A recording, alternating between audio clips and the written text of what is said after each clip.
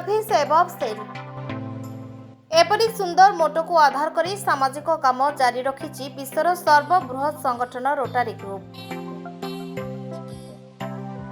स्वाधीनता दिवस पालन अवसर में रोटारी क्लब भुवनेश्वर करिछि नियारा काम। राजधानी रोटारी भवन में जातीय पताका उत्तोलन एवं हर घर त्रिरंगा अभियान पदयात्रा पर रोटारियन माने जाई पहुंची राजधानी उपकंठ जामुछरी मुक्ताकाश आश्रम में। सरकारी कागजपत्र रे एहार कारागार होइतिले भी भित्तिभूमि एवं कार्यशैली दृष्टि यह एक संस्कार केन्द्र।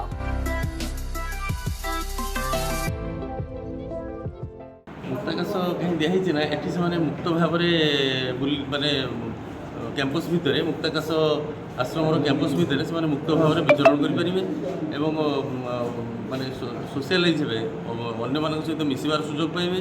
तेणु तो रिलीज होगी बाहर को जी से बाहरटा नुआ न माने दीर्घ दिन रहा से लोक सहित मिसबार सुजोग पाइबे। ये आउ गोटे पर्पस है ये रहा द्वारा से माने विभिन्न कम माने चाष कार्य हो कि पशुपालन हो यू लग जाए से समयटा केमती कटि जाऊँ जापर अति आनंद अच्छा। प्रत्येक पर्वपर्वाणी हो कि नेशनल डे रे आमर विभिन्न रोटारी क्लब हो कि अन्य कौन संस्था हो एनजीओ मैंने आसी ये सहित मिसबार से सुजोग मैंने पाती सहित मिसबार। आउट कथा है मुक्ताकाश जेल यहाँ मैंने समाजर मुख्य स्रोत में सामिल होगापाई रिफर्मेसन ये रखाई यहाँ एक्चुअली गोटे माने रिफर्मेसन सेंटर टाइप रो काम करुँच जो मानकर जेल 7 वर्ष कैदी जीवन बीतेला जो माने माने सुधुरीबार बहुत आशा थाए जो माने भल से एठिक अणा जाए। तेणु यहाँ माने आमर कौन प्रिजन माने करेक्शनल सर्विस यहाँ ही गोटे मुख्य जिनस ओडिशा रे गोटे मात्र ओपन एयर जेल अच्छी ओपन एयर आश्रम तार ना दिखाई। तेणु ये जेल भी कहुनि आश्रम बोली कहुच्छी। तेणु से आश्रम परिवेश भी ये क्रिएट होती तार भितर मैंने रोच। आज 78तम स्वाधीनता दिवस उपलक्षे आमर आश्रमर कारामंगल अधिकारी रिक्वेस्ट रे रोटारी क्लब भुवनेश्वर सभ्यवृंद एठाक आसी सामूहिक भाव में आशा मान सहित आमर जो अंतेवासी से सहित सुख दुख बांटी से साध्य मुताबक किसी उपहार से अर्पण करते।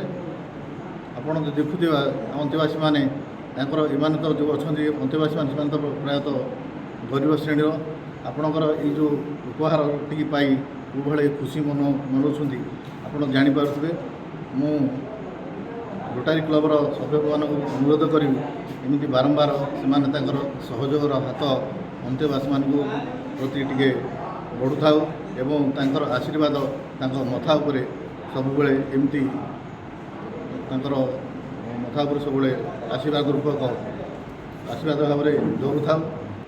आज 78तम अगस्ट 15 उपलक्षे रोटारी क्लबर समस्त सेक्रेटरी प्रेसिडेंट एवं बंधु मैंने आसी आज आम विजु पट्टनायक ओपन एयर आश्रम समस्त अंतवासी मैंने बहुत खुशी अच्छु।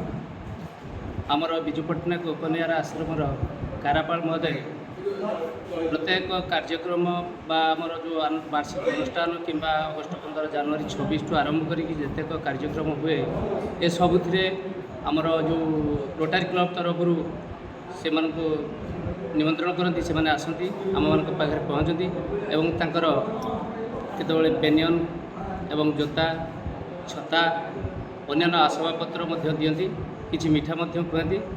आमर जो पिला मानकर पाठ पढ़ा कि अन्य कौन कथा आम कहूँ से आम कथा को ग्रहण करती किछि काम भी करते।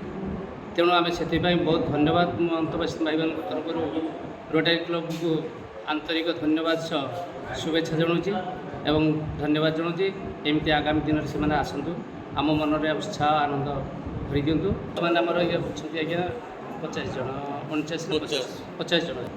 ये आश्रम आमर सुविधा अच्छी कौन ନା ଯେଉଁ ସକାଳ 6ଟା 6:30ରୁ 3 ଘଣ୍ଟା ଆମେ ବର୍ତ୍ତମାନ କାମ କରୁଛୁ 9:30 ଭିତରେ କି ପୁଣି ଗାଧେଇ ଖାଇକି ଯାଇକି ଆମର ଶୋଇବା ତାପରେ ପୁଣି 3ଟାରୁ 1.5 ଘଣ୍ଟା କାମ କରୁଛୁ 1.5 ଘଣ୍ଟା କାମ କରୁଛୁ ନିଜ ଇଚ୍ଛା ଅନୁସାରେ ଆମକୁ କେହି କିଛି କହିବାର ନାହିଁ। ଜେଲ୍ ଭିତରେ ଯେଉଁ ଗୋଟେ ଅଶାନ୍ତି ଭିତରେ କି ଆମେ ରହୁ ଗୋଟେ ମାନସିକ ଚିନ୍ତାଧାରା ରହେ ଗୋଟେ କାନ୍ଥ ଭିତରେ କି ରହୁ ସେଇଟା ଆମ ନିଜକୁ ବହୁତ ଦୁର୍ବଳ ଲାଗେ ଏବଂ ଘର କଥା ବି ସବୁବେଳେ ମନେ ପଡ଼େ।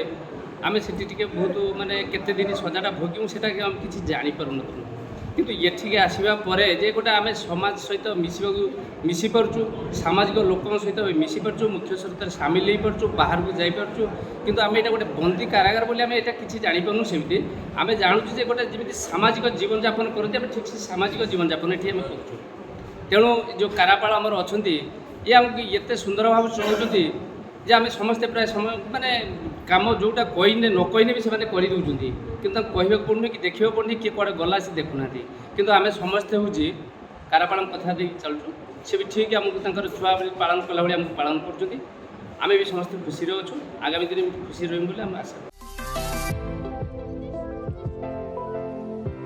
ଅନ୍ତେବାସୀମାନଙ୍କ ସହିତ ଆନନ୍ଦ ଉଲ୍ଲାସର ସହ ସ୍ୱାଧୀନତା ଦିବସ ପାଳନ କଲେ ରୋଟାରୀ କ୍ଲବ ଅଫ୍ ଭୁବନେଶ୍ୱରର ସଦସ୍ୟ। ଏହି ଅବସରରେ ମୁକ୍ତାକାଶ ଆଶ୍ରମର ଅଧିକାରୀ ଏବଂ ରୋଟାରୀ କ୍ଲବ ଅଫ୍ ଭୁବନେଶ୍ୱରର ବରିଷ୍ଠ ସଦସ୍ୟମାନେ ଅନ୍ତେବାସୀମାନଙ୍କୁ ବିଭିନ୍ନ ଆବଶ୍ୟକ ଉପକରଣ ପ୍ରଦାନ କରିଥିଲେ।